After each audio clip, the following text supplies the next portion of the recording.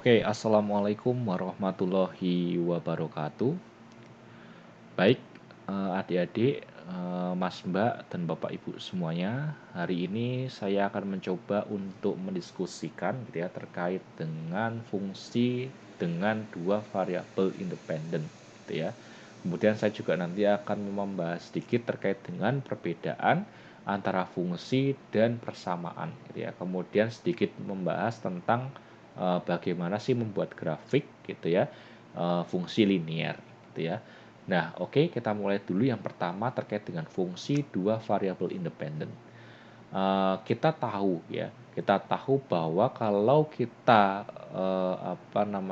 mengamati fenomena-fenomena ekonomi yang ada di sekitar kita, itu akan sangat kompleks gitu ya. Tidak mungkin satu fenomena itu hanya dipengaruhi oleh satu fenomena lainnya saja gitu ya. Tetapi pasti akan dipengaruhi oleh lebih dari satu ya fenomena-fenomena lain gitu ya. Nah, maka dari itu gitu ya, fungsi itu nanti tidak selalu hanya memiliki satu variabel independen ya. Fungsi bisa saja memiliki variabel independen yang jumlahnya 2, 3, 4, 5, dan seterusnya. Sangat banyak gitu ya. Kita masih sama. Kalau kemarin kita bahas bahwa fungsi itu merupakan kita notasikan sebagai y sama dengan fx gitu ya. Seperti yang ada di layar gitu ya, y sama dengan fx gitu ya. Ini adalah fungsi dengan satu variabel independen yaitu x, variabel independennya gitu ya. Variabel terikatnya atau variabel dependennya adalah y gitu ya. Nah, saat suatu fungsi itu terdiri dari satu variabel independen gitu ya, maka kita cukup menggambar kurva dua dimensi gitu ya, yaitu y ya di sini ya, y sama x gitu ya. Teman-teman hilangkan dulu gambar z ya, teman-teman hilangkan dulu gambar tongkat ini ya, hitam-hitam ini, garis hitam ini gitu ya. Teman cukup bayangkan z sama x gitu ya. Ya, ini adalah gambar untuk fungsi y sama dengan fx gitu ya, di mana hubungan antara y sama sama x bisa dilukiskan pada bidang ini, y sama sama x ya, bidang y sama x gitu. Tetapi saat suatu fungsi itu terdiri dari lebih dari satu ya, terdiri dari dua variabel independen misalnya, itu nanti fungsinya berubah jadi y sama dengan g dalam kurung x, y gitu ya. Artinya apa? Artinya bahwa z ini merupakan fungsi dari x dan y gitu ya. Nah, jadi di fungsi ini z ini tidak hanya dipengaruhi oleh x gitu ya, tetapi juga dipengaruhi oleh y gitu ya. Sehingga kita kalau melukiskan fungsi ini menjadi seperti ini ya, ditambah z di atas gitu ya. Kemudian kita petakan lagi titik-titik yang tadi sudah kita tulis ya, z hubungan antara x sama y gitu ya. X sama y kan di sini ya. Kita gambar lagi titik-titiknya, titik sini, kemudian kita gambar garis lurus ke atas ya. Dan ini kalau kita gambar lagi ya, kita bikin kurva putus-putus ke sini ya. Ini adalah hubungan antara z dengan variabel x dan variabel y gitu ya. Jadi gambarnya nanti garis ini ya. Nanti garis ini misalnya yang pertama ini nanti notasinya atau koordinatnya adalah x1, y1, z1 gitu ya. Di sini ada z1 gitu ya. Kemudian kalau yang di sini itu nanti notasinya adalah x2, y2 ya sama z2 gitu ya. Nah, ini adalah gambarnya bukan lagi gambar dua dimensi ya antara x sama y, tetapi sudah menjadi gambar tiga dimensi yaitu antara y, x dan z gitu ya. Ini adalah cara penggambaran untuk fungsi dengan dua variabel independen gitu ya. Pak, kalau fungsinya itu ada tiga variabel independen gimana ya? Bisa digambarkan gitu ya. Tapi nanti semakin ribet gitu ya. Gambarnya semakin ribet. Kalau 4 gimana Pak? Bisa digambarkan semakin ribet gitu ya. Nah, itulah kita belajar cukup sampai sini dulu aja untuk menggambarnya ya. Gitu ya. Yaitu dengan dua variabel independen yang enak dilihat gitu ya. Yang enak dilihat adalah seperti ini gitu. Sekali lagi bedanya adalah seperti itu ya. Kalau satu variabel independen kita cukup menuliskan y sama dengan fx gitu ya, artinya y itu merupakan fungsi dari x gitu ya. Tetapi kalau ada dua menjadi z sama dengan gxy ya, artinya z merupakan fungsi dari X dan Y gitu ya. Ini adalah fungsi dengan dua variabel independen gitu. Nah, kemudian apa sih perbedaan fungsi dan persamaan gitu ya? Kita kan dari kemarin-kemarin itu sering menyebut fungsi dan persamaan. Sebenarnya bedanya apa sih gitu ya? Kalau kita berbicara persamaan gitu ya, kalau kita berbicara persamaan, maka kita berbicara kesetaraan ya. Kesetaraan antara dua ekspresi atau antara dua variabel dan seterusnya gitu ya. Nah, intinya adalah kesetaraan gitu ya. Nah, kesetaraan ini bisa kita hitung dengan operasi aljabar, gitu ya. Contohnya adalah X plus 5 sama dengan 8, gitu ya. Adalah persamaan X plus 5 sama dengan 8. Kita bisa menghitung nilai X-nya. Berapa nilai X-nya? X-nya adalah 3, gitu ya. Berarti kan X sama dengan 8 dikurangi 5, kan gitu. Ya, X-nya berarti 3. Nah, ini disebut persamaan, ya. Artinya persamaan itu ya, kesetaraan itu bisa kita hitung ya dengan menggunakan operasi aljabar. Sama halnya dengan contoh di bawahnya, yaitu 2x plus 5y sama dengan 10, kemudian ada persamaan x ditambah 4y sama dengan 6, gitu ya. Nah, kita bisa tentukan nilai x sama y-nya gitu ya, dengan operasi eliminasi dan substitusi gitu. Nah, kita akhirnya nanti kalau menggunakan metode itu, kita akan menemukan berapa nilai x dan berapa nilai y. Nah, itulah yang disebut sebagai persamaan. Artinya adalah kesetaraan yang nanti penyelesaiannya bisa diselesaikan dengan operasi aljabar ya. Nah, sedikit berbeda dengan fungsi gitu ya. Nanti akan sedikit berbeda dengan fungsi.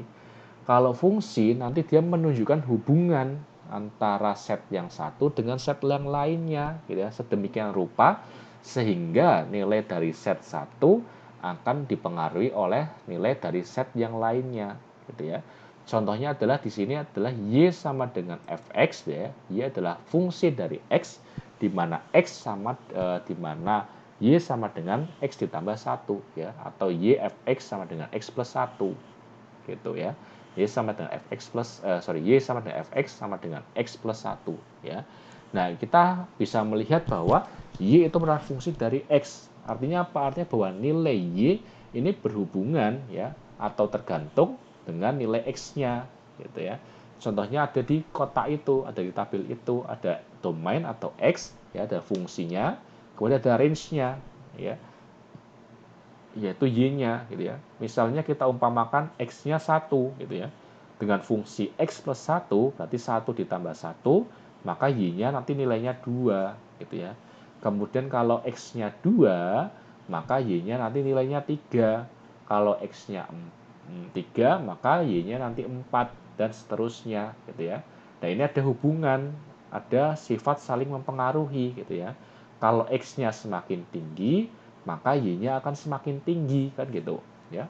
Jadi nilai y, tinggi rendahnya nilai y akan dipengaruhi oleh tinggi rendahnya nilai x ya, dipengaruhi itu namanya gitu ya. Nah, itulah demikian pula kalau nilai x-nya semakin rendah, maka nilai y-nya juga akan semakin rendah gitu ya. Nah, itulah yang kita sebut sebagai fungsi gitu ya. Jelas ya perbedaan fungsi dan persamaan gitu.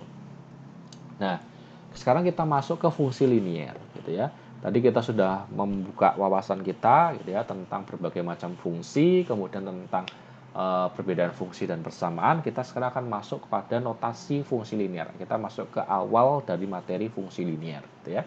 Fungsi linier ini akan memiliki variabel independen yang maksimal berpangkat 1. Ingat ya, memiliki variabel independen yang maksimal berpangkat 1. Gitu. Kalau tidak memiliki variabel independen berpangkat 1, Pak, itu disebut linier enggak? Bukan, bukan. Ya. Kalau tidak ada variabel independen yang berpangkat 1, itu tidak bisa disebut sebagai fungsi linier. Gitu ya.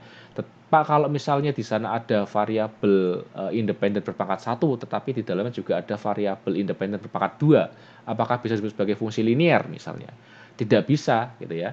Karena maksimal harus berpangkat 1. Kalau dia di dalam model itu ada x yang berpangkat 2, 3, dan seterusnya, maka itu bukan lagi disebut sebagai fungsi linier, gitu ya. Jadi sekali lagi tekankan bahwa fungsi linier akan selalu memiliki variabel independen yang maksimal berpangkat 1 ya. Ingat ya, maksimal berpangkat 1 di dalam model itu gitu ya. Tidak boleh lebih dari 1 gitu ya. Contohnya adalah di slide itu teman-teman bisa melihat contohnya adalah Y sama dengan Fx sama dengan A ditambah Bx gitu ya. Di mana X-nya ya variabelnya itu ya variabel independennya atau X-nya ya itu adalah berpangkat 1. Pak kok tahu variabel independennya X Pak? Bukan B, bukan A Pak gitu ya. Misalnya mungkin pertanyaannya gitu ya. Apa namanya? Sorry. Kenapa kok variabel independennya X bukan bukan apa namanya? Bukan A atau B ya, gampang mendeteksinya dari sini. Y sama dengan Fx ya. Y merupakan fungsi dari X ya. Berarti X-nya ini adalah variabel independennya gitu ya. Adalah variabel independennya gitu ya. Berarti A sama B-nya adalah parameternya gitu ya. A dan B adalah parameternya gitu ya. Itu ya cara mendeteksinya ya kalau di dalam fungsi ya. Seperti itu gitu. Nah, di mana B itu tidak boleh sama dengan 0 ya. Parameter dari X tidak boleh sama dengan 0. Kenapa pokoknya tidak boleh sama dengan 0? Kalau misal B-nya 0, maka berapapun nilai X ya pasti nanti di sini nilainya 0 gitu ya. Karena bilangan berapapun X gitu ya, kalau dikalikan 0 pasti hasilnya 0. Sehingga nanti tinggalnya hanya A, sisa A gitu ya. Sisa A konstanta dong berarti dong gitu kan. Kalau konstanta ini jadinya fungsinya bukan linear lagi, fungsinya fungsi konstanta gitu. Makanya syaratnya B tidak boleh sama dengan 0 gitu ya. Kalau B-nya 0 maka bukan lagi disebut sebagai fungsi linear ya. Kemudian di dalam fungsi linear nanti kita akan mengenal istilah intercept dan istilah slope ya, istilah intercept dan istilah slope gitu ya.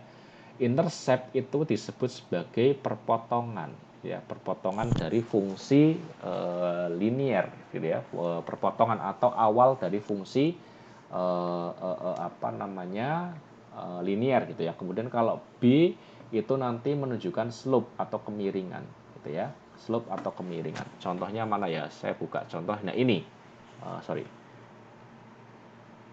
Contohnya adalah ini. Nah ini gitu ya. Kita bilang intercept di sini ya, ini adalah kurva apa namanya fungsi linear gitu ya. Ini di sini ini adalah intercept ya. Intercept itu dari kata intersection ya, dari kata intersection. Karena orang Indonesia susah ngomong intersection, maka jadilah intercept gitu ya. Perpotongan gitu ya. Nah, perpotongan antara kurva dengan sumbu Y gitu ya. Nah, inilah disebut sebagai intercept ya. Kalau kemiringan yang mana Pak? Slope. Slope itu kemiringan. Slope itu kemiringan ya ini kemiringan garisnya ini ya. Ini kemiringan gitu ya. Dideteksi dari mana? Nah, teman-teman ini bikin kurva apa namanya garis putus-putus ya yang datar ya, yang sejajar sama X gitu ya. Kemudian nanti kita lihat tangennya di sini ya, sudutnya gitu ya. Itu adalah slope-nya, kemiringannya gitu ya. Slope-nya besar atau kecil gitu ya. Kalau semakin landai ya, kurvanya semakin landai berarti semakin mengarah ke datar gitu ya. Berarti slope-nya akan semakin kecil. Kalau semakin curam ya, semakin ke atas gini kurvanya gitu ya, semakin mendekati Y, itu berarti slope-nya akan semakin tajam gitu ya. Slope-nya akan semakin tajam atau semakin besar gitu ya. Gitu. Nah, itulah disebut sebagai slope sama apa namanya? Slope sama intercept gitu ya. Ada slope, ada intercept. Slope itu kemiringan, intercept itu perpotongan gitu ya. Nanti ini penting konsep ini nanti untuk teman-teman mengambil mata kuliah statistik gitu ya. Mungkin nanti statistik ada variabel dummy ya, atau variabel boneka gitu ya. Nanti ada hubungannya sama intercept sama slope gitu ya. Itu adalah notasi dari fungsi linear. Di mana fungsi linear akan dinotasikan Y sama dengan Fx sama dengan A ditambah Bx gitu ya. Nah, kita lanjut ke grafik fungsi linear ya. Grafik fungsi linear itu jika dilukiskan akan membentuk garis lurus dengan slope tertentu gitu ya. Slope-nya nanti bisa apa namanya? Bermacam-macam gitu ya. Slope-nya nanti bisa bermacam-macam, bisa landai, bisa curam gitu ya. Bisa slope-nya besar, bisa slope-nya kecil gitu ya. Nah, itu bisa macam-macam slope-nya, tetapi nanti bentuknya pasti garis lurus ya. Ingat fungsi linear bentuknya pasti garis lurus. Beda sama fungsi kuadrat ya, atau fungsi polinomial berpangkat atau berderajat 2. Itu kan bentuknya kan apa namanya? Bentuknya ini ya, bentuknya parabola ya, bentuknya melengkung kayak huruf U gitu ya. Kalau nanti fungsinya itu apa namanya? Kubik itu nanti U-nya ada 2, ada lembah, ada bukit gitu ya, dan seterusnya gitu. Nah, tapi kalau fungsi linear pasti bentuknya garis lurus ya, dengan slope yang berbeda-beda, tertentu ya, slope-nya tertentu gitu ya. Nah, kemudian bagaimana cara menggambar fungsi linear? Itu ada beberapa langkahnya gitu ya. Yang pertama, itu teman-teman harus menentukan titik potong fungsi di sumbu X dulu ya. Kira-kira titik potong fungsi di sumbu X-nya berapa sih? Dengan cara apa? Dengan cara memisalkan Y sama dengan 0 gitu ya. Kalau Y sama dengan 0, maka X-nya berapa? Kurang lebih gitu ya. Kemudian langkah kedua itu menetapkan titik potong di sumbu Y, sorry ya, ini harusnya Y. Nanti silakan nanti diubah di sumbu Y gitu ya, dengan memisalkan X sama dengan 0 ya, dengan memisalkan X sama dengan 0 gitu ya. Jadi itu adalah caranya, ada dua, yaitu menetapkan titik potong di sumbu X dengan Y sama dengan 0, kemudian menetapkan titik potong di sumbu Y dengan memisalkan X sama dengan 0 seperti itu. Nah, kita contohkan di sini gitu ya. Ini kita misalkan kita diminta untuk menggambarkan grafik fungsi Y sama dengan Fx sama dengan 6 plus 3x gitu ya. Nah, bagaimana caranya ya? Tadi langkah pertama kita tentukan dulu titik potong di sumbu X ya. Titik potong di sumbu X tadi ini ya, di sepanjang sini, sepanjang sumbu X ini gitu ya. Titik potong garisnya di mana? Ya, itu yang kita cari gitu ya. Bagaimana caranya? Dengan memisalkan Y sama dengan 0 ya. Y-nya kalau Y-nya 0 kan Y-nya di sini ya. Kalau Y-nya 0 maka X-nya berapa kan gitu. Kita masukkan ke fungsi ya, masukkan ke persamaan. Y sama dengan 6 plus 3X. Kalau misal Y-nya 0 berarti 6 sama dengan 3X kan gitu. Berarti min 3X sama dengan min 6 sama dengan 3X. Berarti X sama dengan min 2 gitu ya. Kita tahu X-nya sama dengan min 2. Jadi titik potong di sumbu X ya, titik potong di sumbu X ya. Kan kita mencari titik potong di sumbu X nih. Nanti nilainya adalah koordinatnya adalah min 2, 0 ya, X, Y ya. Min 2,0 berarti ada di titik sini ya, di titik sini min 2,0. Nah, kemudian langkah kedua tentukan titik potong di sumbu Y ya. Dengan memisalkan X sama dengan 0 gitu ya. Titik potong di sumbu Y. Jadi di antara sumbu Y ini ya, di mana sih kira-kira titik potongnya? Gitu ya. Dengan misalkan X nilainya sama dengan 0. Tuh. Kita masukkan ke persamaan Y sama dengan 6 ditambah 3X gitu ya. Berarti Y sama dengan 6 ditambah 3 dikali 0. Berarti Y sama dengan 6. Berarti titik potongnya di sumbu Y itu adalah 0,6 ya di sini. 0,6 ya. Berarti di sini ya, 0,6. Nah, jadilah gambarnya seperti ini teman-teman, hubungkan antara koordinat 0,6 sama 2,0 kita hubungkan, jadilah garis lurus seperti ini gitu ya.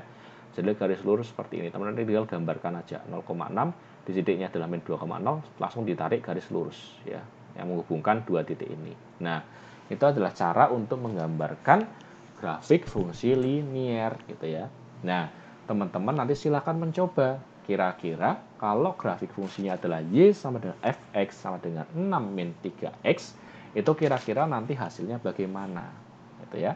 Silahkan dicek, dibandingkan sama hasil yang tadi sama yang ini gitu ya, ada bedanya atau tidak gitu ya, pasti beda gitu ya, pasti beda gitu. Nah itu adalah cara untuk menggambar grafik fungsi linear.